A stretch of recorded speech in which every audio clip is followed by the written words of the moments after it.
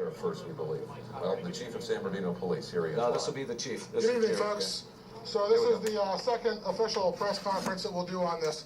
I'm not going to go through all of the details that we went through in the first press conference, but I will say this. Since that time, we are still working on the building here at the Inland Regional Center. As officers were searching the building, we had mentioned in the first press conference that there were some suspicious devices. One of those devices is believed to potentially be an explosive device, so they're taking a very cautious, very slow approach to processing that building and rendering that safe. So I would imagine we're going to be here for several hours as the bomb squad continues to work that part. On the investigative side, we had followed up on some tips.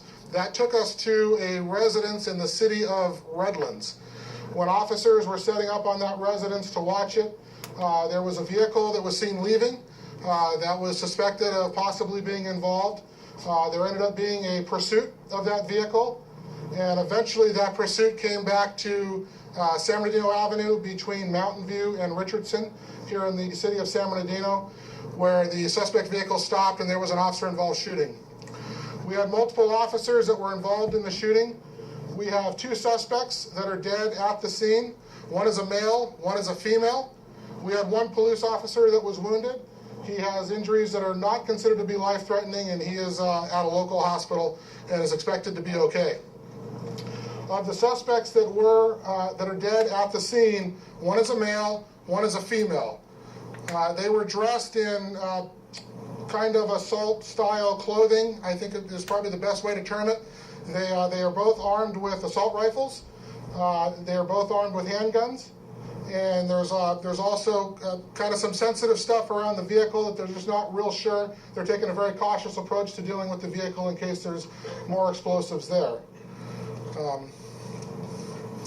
With that, I'm going to turn it over to Dave Bowditch with the FBI to talk about some parts of the investigation. Thank you, Chief. So first off, my name is David Bowditch. I'm the Assistant Director in charge of the FBI here in the Los Angeles field office. B-O-W-D-I-C-H. First off, we want to extend our true sadness to the families of the victims. There are many, many victims who were involved here.